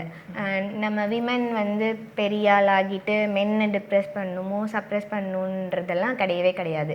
2 பேரும் சேர்ந்து அழகாக ஒரு யூனிவர்ஸ் பில்ட் பண்ண முடியும். விமன் மென்னுக்கு சப்போர்ட் பண்ணணும், மென் விமனுக்கு சப்போர்ட் பண்ணணும். இது எல்லாமே வந்து ஒரு இண்டிவிஜுவல் தான் அதை மாற்ற முடியும். இப்போ நான் போய் இப்படி பேசினாலோ என்னால் என்ன பண்ண முடியும், என்னோடய ஃபேமிலி பார்க்க முடியும், என்னோடய க்ளோஸ் சர்க்கிள் சொல்ல முடியும். இப்போ நான் எங்ககிட்ட இருக்கிறாங்கல்ல பசங்க, என்னோடய டீமில் இருக்கிற பசங்க, அவங்கக்கிட்ட நான் தான் சொல்லுவேன். மேரேஜ் ஆன பசங்கக்கிட்ட சொல்லுவேன், நீ வந்து போய் ஹெல்ப் பண்ணு, அவங்களுக்கும் எக்ஸ்பெக்டேஷன் இருக்கும், அவங்களும் ஒர்க் போயிட்டு வராங்க, உனக்கு எப்படி இருக்கோ அது மாதிரி தானே இருக்கும் அப்படின்றத நான் சொல்ல முடியும். பட் சொசைட்டியில் போய் நான் சொல்ல முடியுமானா முடியாதுல்ல. கொஞ்சம் கொஞ்சமாக தான் மாறும். ஆல்ரெடி மாற ஆரம்பிச்சிட்டாங்க நிறைய பேர். எல்லா வேலை பலுவிலையும் உங்களுக்கு எது வந்து ஒரு ஃப்ரீ பண்ணணும் அப்படின்னா, உங்கள் மைண்ட் ஃப்ரீ பண்ணணும்னா என்ன பண்ணுவீங்க? இது வரைக்கும் அந்த மாதிரி பண்ணதில்லை, அதுக்கு தான் டைம் தேடிட்டு இருக்கேன். ஆக்சுவலாக ரொம்ப ஸ்ட்ரெஸ்ஸாக இருந்ததுன்னா இந்த வாட்சில் வந்து ஸ்ட்ரெஸ்ஸுன்னு ஒரு ஆப்ஷன் இருக்கும், அது போட்டுட்டு டீப் ப்ரீத் பண்ண சொல்லும். அதுதான் மேக்ஸிமம் பண்ணியிருக்கேன் இது வரைக்கும். அதுதான் நான் இது வரைக்கும் பண்ண மெஜாரிட்டியான ரிலாக்ஸேஷன். அப்படி ரொம்ப ஃப்ரீயாக இருந்தேன் அப்படின்னா என் பையனை வந்து ராஜபாளையத்தில் ஒரு டேம்போலின் சொல்லி ஒரு இடம் இருக்கும், அங்கே போய் அவனை அதில் உள்ளே கொதிக்க விட்டுட்டு வீடியோ எடுத்து இது பண்ணிகிட்டு இருப்பேன். இல்லை ரொம்ப ஸ்ட்ரெஸ்ஸாக இருந்துச்சு அப்படின்னா நமக்கு தான் குற்றாலம் பக்கத்துலேயே இருக்கே, ஏதாவது ஒரு வாட்டர் ஃபால்ஸில் போயிட்டு ஒரு டீம் கனெக்ட் பண்ணுறதுக்கு என்னெல்லாம் பண்ணுவீங்க? இப்போ ரீசெண்டாக ஒரு 6 மந்த்ஸாக ரொம்ப பேக்டாக போயிட்டுருக்கு. பட் முன்னாடி என்ன பண்ணுவோன்னா ஒரு டீம் லஞ்ச் இருக்கும். இப்போ இங்கேயே பண்ணுறோம் எவ்ரிடே எல்லோரும் சேர்ந்து தான் உட்காந்து சாப்பிடுவோம். எல்லோரும் கீழே தரையில் உட்காந்து ரவுண்டாக அப்படி சாப்பிடுவோம். அப்புறம் ஒரு மூவிக்கு போவோம், எல்லாரையும் கூட்டிகிட்டு டெய்லி போவோம். எவ்ரி மந்த் ஒரு மூவி போவோம். தென் எவ்ரி இயர் ஒரு ட்ரிப் போவோம். ஸோ லாஸ்ட் இயர் கொடைக்கானல் போயிருந்தோம், அதுக்கு முன்னாடி மூணார் போயிருந்தோம். ஸோ 1 மில்லியன் என் ரெவன்யூ பண்ணிட்டு துபாய் போகணுன்றது என் டீமோட ட்ரீம். ஸோ இன்றைக்கி இருக்கக்கூடிய யங்ஸ்டர்ஸ் இந்த சோஷியல் மீடியாவை எஃபெக்டிவாக யூஸ் பண்ணுறாங்களா, இல்லை எப்படி யூஸ் பண்ணலாம்? எஃபெக்டிவாக யூஸ் பண்ணுறாங்களா அப்படின்னு கேட்டால் நிறைய பேர் யூஸ் பண்ணுறாங்க. ஏன்னா இன்றைக்கி இருக்கிற இன்ஃப்ளூயன்சஸ் நீங்கள் எடுத்து பார்த்தீங்கன்னா ஆவரேஜ் ஒரு இன்ஃப்ளூயன்சரோட ஏஜ் பார்த்தீங்கன்னா 25. ஸோ அவங்க எல்லாருமே நம்ம சொல்கிற மாதிரி யங்ஸ்டர்ஸ் தானே. அவங்க எல்லோரும் கரெக்டாக கான்டென்ட் க்ரியேட் பண்ணுறாங்க. அவங்களோட நல்ல ஒரு கஸ்டமர் பேஸ் வந்தோடனே அவங்களுக்கான ஒரு பிஸ்னஸை எஸ்டாப்ளிஷ் பண்ணிக்கிறாங்க. அவங்க தெளிவாக இருக்காங்க. ஏன்னா கான்டென்ட் க்ரியேஷன் மட்டுமே லைஃப் லாங் ஹெல்ப் பண்ணாது, நமக்கு ஒரு பிஸ்னஸ் வேணும் அப்படின்றத இது பண்ணிட்டு நிறைய பேர் பண்ணுறாங்க. ஆனால் நிறைய பேர் லைக் 10% இப்படி பண்ணுறாங்கன்னா 10% கூட சொல்ல முடியாது, ஒரு 2% தான் பண்ணுவாங்க. மீதி 98% என்ன பண்ணுறாங்க அப்படின்னா கான்சியூம் பண்ணுறாங்க கான்டென்ட்டை. ஒரு நாளைக்கு ஆவரேஜாக நான் கேட்ட வரைக்கும் நீங்கள் இன்டர்வியூக்கு வரவங்ககிட்ட கொஸ்டின் என்ன கேட்பேன்னா சாப்பிட்டீங்களான்னு கேட்பேன். ரெண்டாவது லாஸ்ட்டாக என்ன மூவி பார்த்தீங்கன்னு கேட்பேன். அந்த மூவியில் உங்களுக்கு என்ன கேரக்டர் பிடிச்சிருக்குன்னு கேட்பேன். நாலாவது கேட்குறது எவ்வளோ நேரம் ஒரு நாளைக்கு இன்ஸ்டாகிராம் பார்ப்பீங்கன்ட்டு. ஆல்மோஸ்ட் எல்லாருமே 2.5 மணி நேரத்துலேருந்து 3.5 மணி நேரம் சொல்கிறாங்க ஒரு நாளைக்கு. ஸோ இப்போ அவங்க எவ்வளோ கான்டென்ட் கன்சியூம் பண்ணுறாங்க, ஸோ அவ்வளோ டேட்டா வந்து லீக் ஆகுது. ஸோ அவங்களுக்கு என்ன மாதிரி பிடிக்கும், அவங்களோட அல்காரிதம்க்கு தெரிஞ்சிடும்ல, அவங்களுக்கு இந்த ஃபுட்டு தான் பிடிக்கும், இந்த பிளேஸ் தான் பிடிக்கும். ஆமாம், எல்லாமே வந்து இந்த மாதிரி நிறைய டேட்டாவை வந்து லீக் பண்ணிகிட்டு இருக்காங்க. இந்தியா தான் வந்து எமர்ஜிங் மார்க்கெட்டில் எல்லா கண்ட்ரீஸும் நம்மக்கிட்ட தான் இன்வெஸ்ட்மெண்ட்க்கு வராங்க, எல்லோரும் இங்கே தான் பிஸ்னஸ் ஆரம்பிக்க வராங்க. ஏன்னா இங்கே தான் வேர்ல்ட்ஸ் நம்பர் 1 பாப்புலேஷன் இருக்குது. ஸோ நம்ம யங்ஸ்டர்ஸ் நினச்சோம் அப்படின்னா கான்டென்ட்டை கன்சியூம் பண்ணாமல் ப்ரொடியூஸ் பண்ண முடியும்.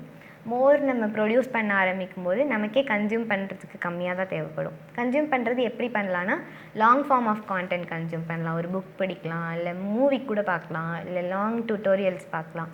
இந்த மாதிரியெல்லாம் சோஷியல் மீடியாவை யூஸ் பண்ணலாம்.